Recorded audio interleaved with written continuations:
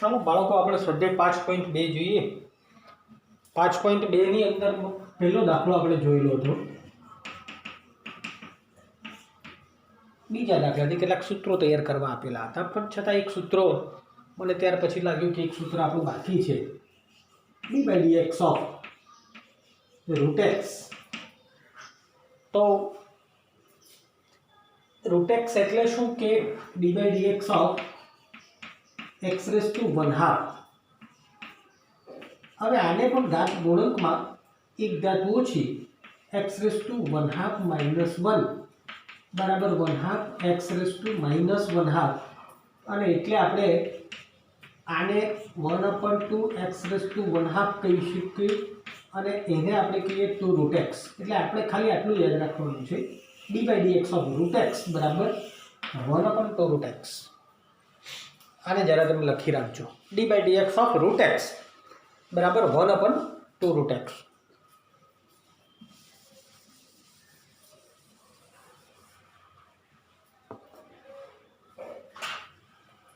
બીજો દાખલો જોઈએ. cos of sin x. d by dx of cos of sin x.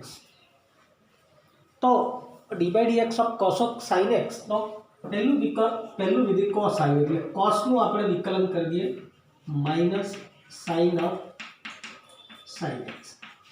પછી d by dx of sin x બરાબર minus sin of sin x, અને sin x નું વિકલન આવશે cos x. એટલે આપણે આને આગળ લખી દઈશું minus cos x into sin of sin x. હજુ આગળ આપણે જઈ શકતા નથી, કેમ તો કે હવે પાછું કોનું વિકલન આવે, sin પછી x નું આવે, તો x નું વિકલન તો 1 છે, એટલે આપણે એ કર્યું નથી. ત્યાર પછી ત્રીજો જોઈએ, d by dx of sin ax plus b. તો પહેલું વિધેય sin આવ્યું, એટલે sin નું થશે cos ax plus b d by dx of ax plus b.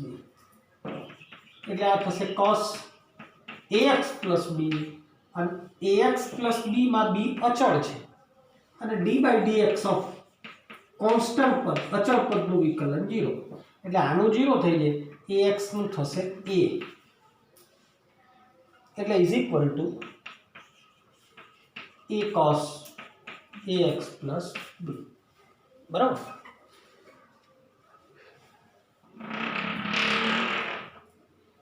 ચોથો જોઈએ, d by dx of sec of tan root x. કાલ સૂત્રો પ્રમાણે આપણે જોયેલું કે sec x નું વિકલન sec x into tan x, એટલે sec of tan root x sec x અને x તરીકે લઈશું into tan x, એટલે tan root x, અને ત્યાર પછી અંદરનું વિધેય d by dx of tan root x. આ વિધેય આપણે એવું રાખ્યું છે, sec of tan root x tan of tan root x d by dx of tan x નું શું થશે sec square root x, tan x નું sec square x. હવે પાછું root x અહીંયા રહ્યું છે, એટલે d by dx of root x તો is equal two sec of tan root x tan of tan root x sec square root x,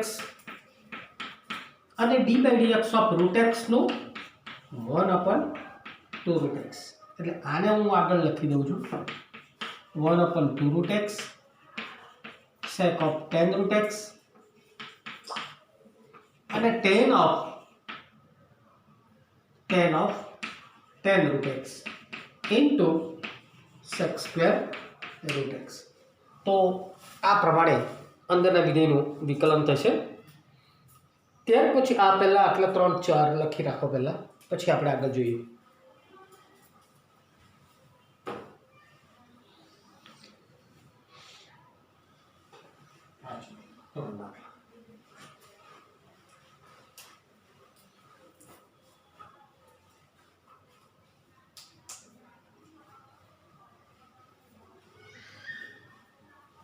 જે લોકોને બીજું કામ કરતા કરતા પણ જોવું હોય તો જોઈ શકે છે દાખલાઓ.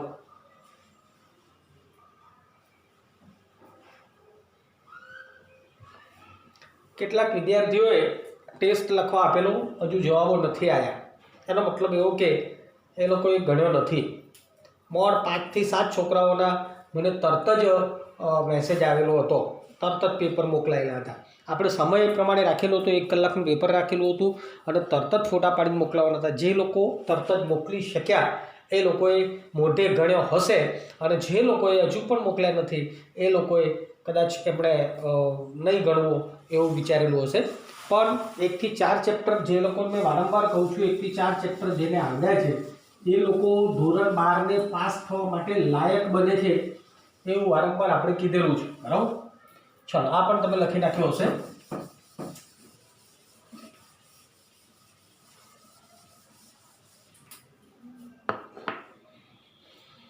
પાંચમો દાખલો જોઈએ હવે. d by dx of sin ax plus b upon cos cx plus d. આવું છે. આમાં આપણો પેલો ભાગાકારનો નિયમ હતો કે છેદ અચળ અંશનો માઇનસ અંશ અચળ છેદનો છેદમાં છેદનો વર્ગ. આ સૂત્ર આપણે વાપરવાનું છે. ફરીથી એક વખત છેદ અચળ લખવું એટલે લખી રાખજો. છેદ અચળ અંશનો માઇનસ અંશ અચળ છેદનો છેદમાં છેદનો વર્ગ. અથવા તો મેં તમને આ પ્રમાણે લખાયું કે d by dx of u upon v is equal to u અચળ v અચળ du by dx minus v અચળ dv by v અચળ u અચળ sorry અંશ અચળ છેદનો dv by dx છેદમાં છેદનો વર્ગ. આ સૂત્ર પ્રમાણે આનું પણ આપણે જોઈએ છીએ.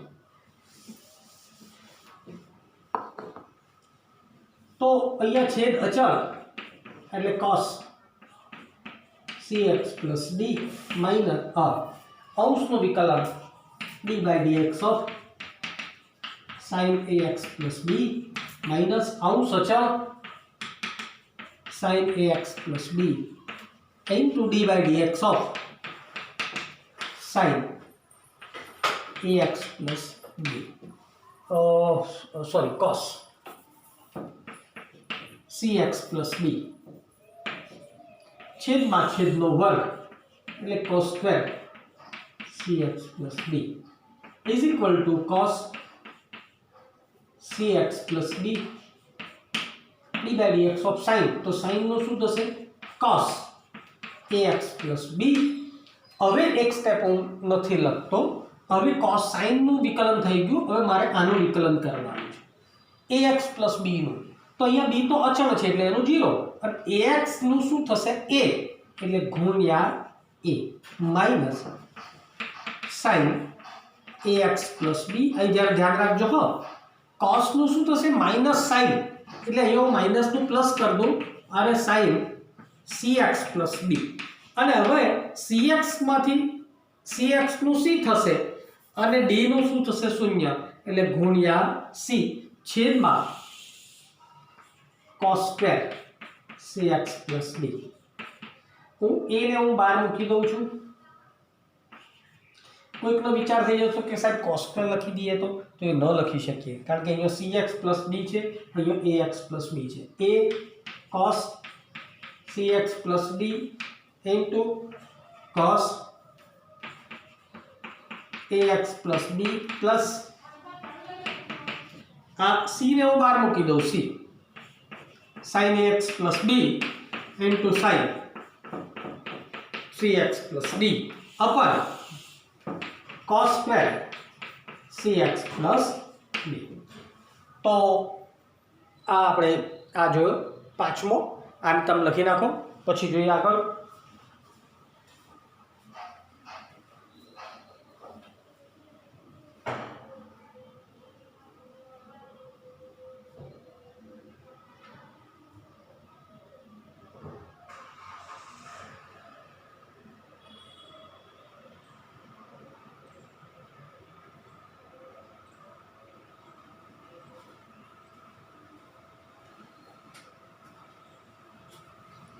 ચાલો હવે આગળ જોઈએ.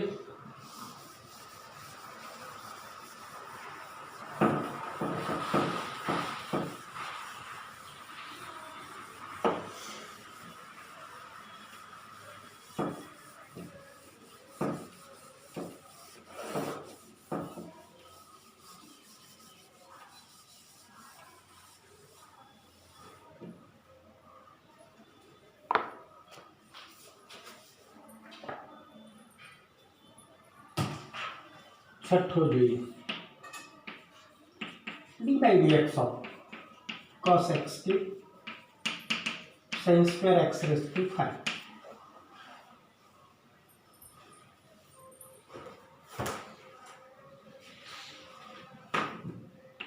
ચલો ગુણાકાર છે.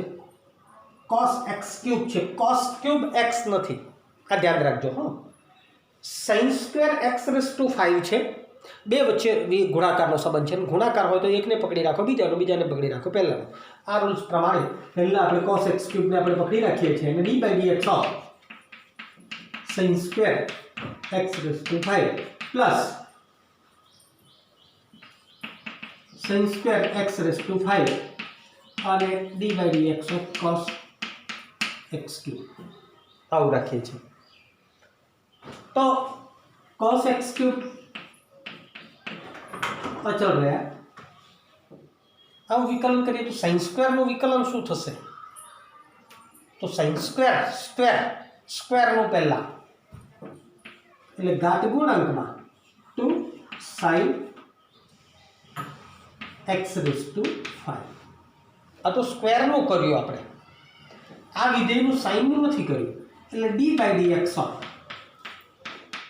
sin x raised to 5 નું બાકી, બરાબર, plus sin square x raised to 5 d by dx of cos નું minus sin x cube minus sin x cube એટલે cos નું અહીંયા થયું.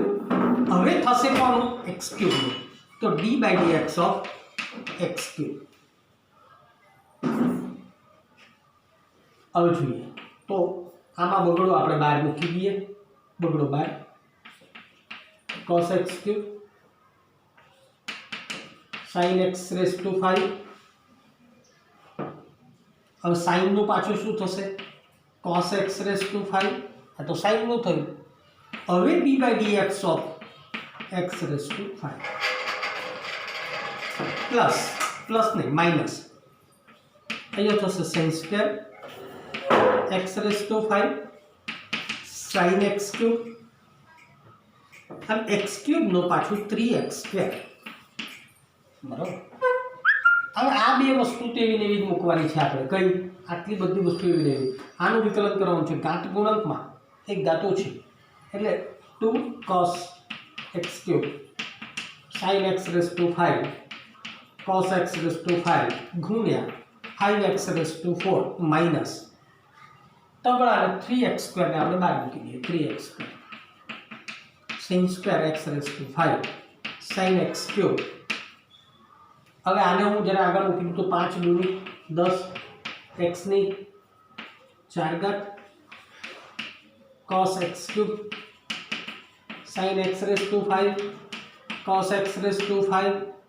આનું થઈ શકે પણ આપણે નથી. Minus 3x square sin square x raised to 5 sin x cube.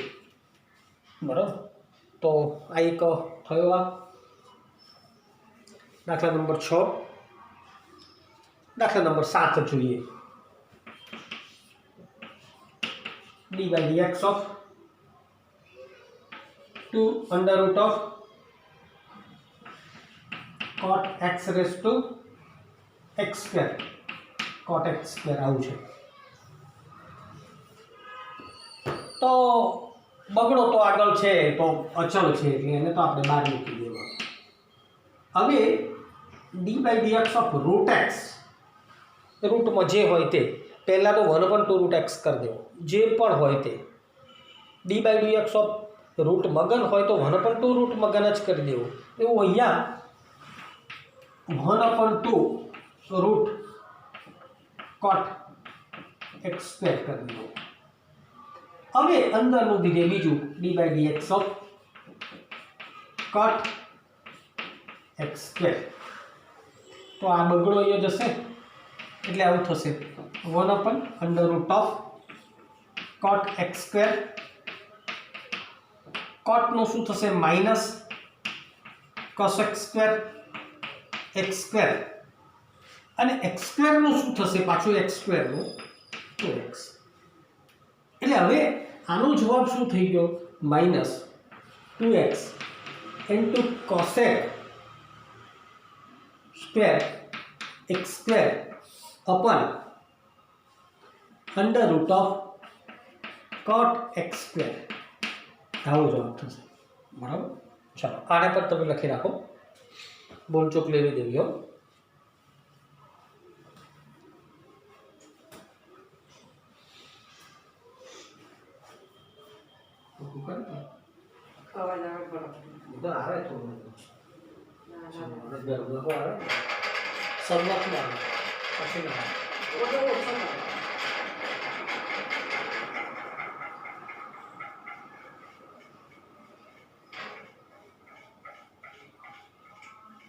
छोटे तरीके करो नहीं समझे अला आटलो अवाज केम करे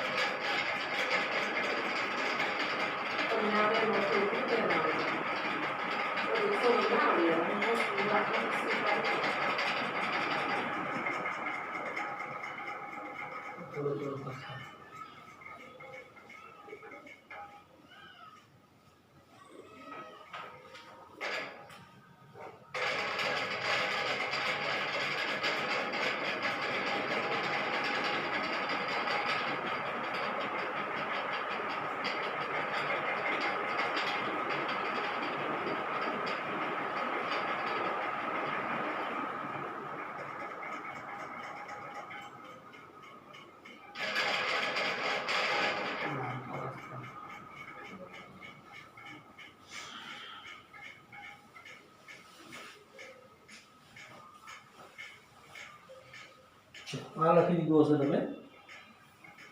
આઠમાની સંખ્યા લખો હવે।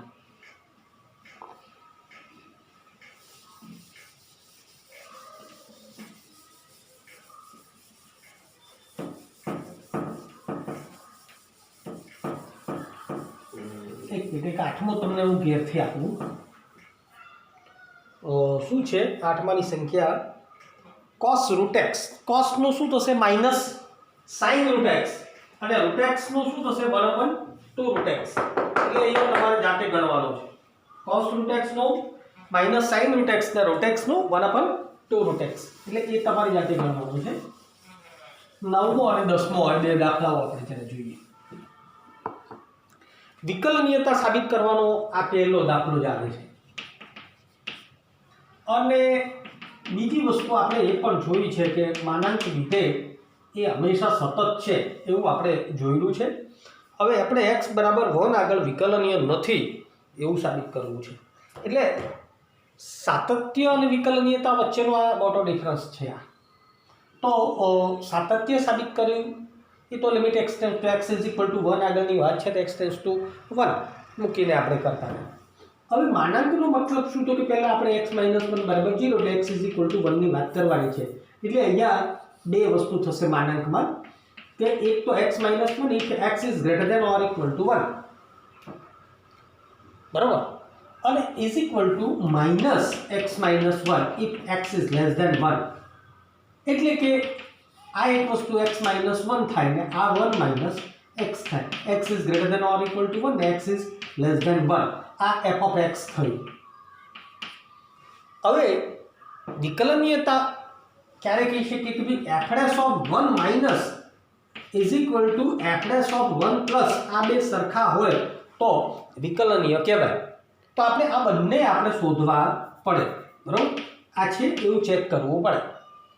હું પહેલા f'(1 minus ની વાત કરું તો f'(x) બરાબર આપણે જોયું f'(x) માટે જોયેલું x → 1 માઈનસ તો આ થશે f of x minus f of 1 upon x minus 1 तो is equal to limit x tends to 1 minus હોય તો આપણે કોને મૂકીશું? આને મૂકીશું 1 minus x minus f of 1, એની અંદર જ 1 મૂકીએ તો 1 માઇનસ 1 એટલે આ થશે 0 અપર x માઇનસ 1, તો is equal to limit x tends to 1 minus, તો 1 minus upon x minus 1, 1 minus x upon x minus 1, તો ઇઝ ઇક્વલ ટુ શું જવાબ આવશે? માઇનસ 1.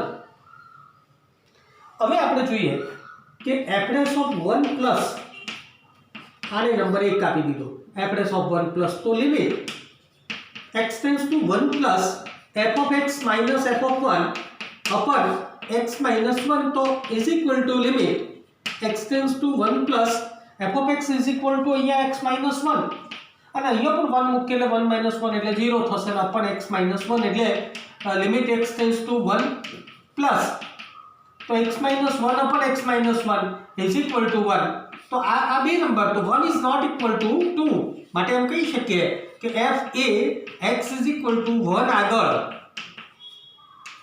વિકલનીય નથી. બરાબર, સતત હતું પણ વિકલનીય નથી, એટલે માનાંક વિધેય એ સતત છે પણ વિકલનીય નથી, અને આ વિકલનીયતા આપણે આ પ્રમાણે ચેક કરવાનું છે. આપણે એફરેસ ઓફ 1 માટેનું બીજું સૂત્ર પણ જોયેલું છે, એફરેસ of x is equal to limit x tends to 0 f of x plus h minus f of x upon h, આ એક સૂત્ર પણ જોયેલું છે, પણ આ રીતે કરો કે આ રીતે કરો જવાબ બંનેનો સરખો જ આવે, વિકલનીયતા નથી એટલે નથી. બરાબર, આને એક લખી નાખો. વિકલનીયતા નહીં.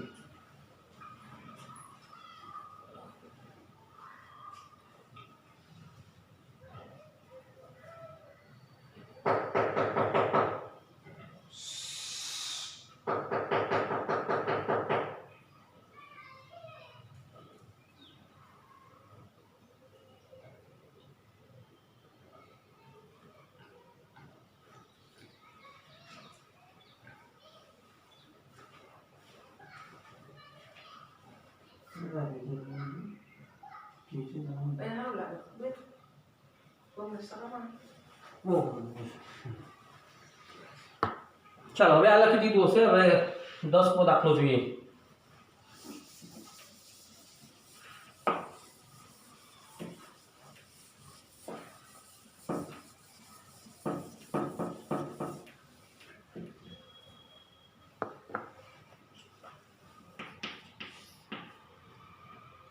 મહત્તમ પૂર્ણાંક વિધેય આપેલું છે f of x બરાબર integer part of x where x 0 less than x less than 3 અને x is equal to 1 અને x is equal to 2 આગળ વિકલનીય નથી એવું આપણે બતાવવું છે. ઇન્ટિજર પાર્ટ વિધેય છે, મહત્તમ પૂર્ણાંક વિધેય. એમાં પહેલા આપણે x બરાબર 1 માટે જોઈએ તો પહેલા એફરેસ ઓફ 1 માઇનસ એ પહેલા હું અહીંયા જરા બિંદુઓ જોઈ લઈએ, બે રેખા ઉપર બિંદુઓ કઈ કઈ જગ્યાએ છે તે. એ લોકો 0 અને 3 ની વાત કરે છે, અહીંયા આપણને 1 અને 2 આગળ વિકલનીય નથી એવું બતાવવું છે આપણે. તો એફરેસ ઓફ 1 માઇનસ બરાબર limit x tends to 1 minus f of x minus f of 1 અપન x minus 1, આ આપણું સૂત્ર પ્રમાણે છે.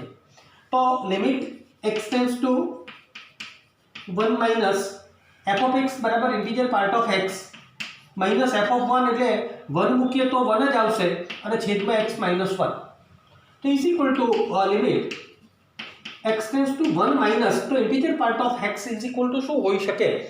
1 માઇનસ એટલે 1 કરતાં નાનો છે, 1 માઇનસ 1 થી ઓછું. હવે અધિક નહીં તેવો અધિકતમ પૂર્ણાંક અથવા તો એની આગળનું પહેલું સ્ટેન્ડ, એનો મતલબ કે એની કિંમત કેટલી થશે? 0, અને અહીંયા આવશે 0, 0 minus 1 અપન x minus 1 is equal to limit x tends to 1 minus minus 1 અપન x minus 1, ને આની કિંમત હું 1 મૂકી દઉં તો શું થશે? 1 માઇનસ 1, અને 1 માઇનસ 1 એટલે શું થઈ ગયું? 0 થઈ જાય, અને આનું અસ્તિત્વ નથી, આ લક્ષનું અસ્તિત્વ નથી, એટલે એમ લખી શકીએ કે આ લક્ષનું અસ્તિત્વ નથી. શા માટે છે 0 થઈ જાય છે એટલે.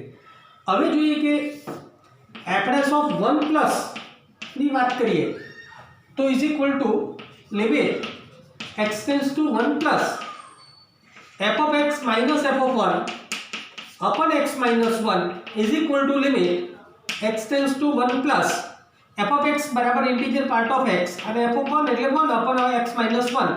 હવે અહીંયા limit x tends to 1 plus હોય તો 1 plus એટલે થોડુંક આગળ તો એની કિંમત કેટલી થશે? આનું પહેલું સ્ટેન્ડ એટલે 1 minus 1 upon x minus 1 એટલે limit x tends to 1 plus 0 ના છેદમાં x minus 1 તો ઇઝ ઇક્વલ ટુ 0.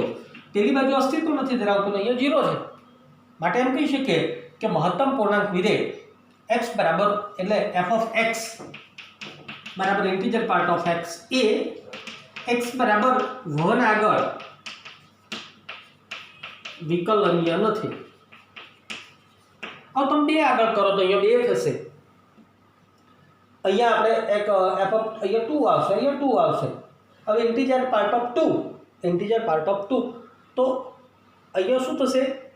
2 માઇનસ આવશે એટલે અહીંયા 1 આવશે એટલે 1 minus 2 એટલે -1 આવશે. સેમ આ જ પરિસ્થિતિ થશે.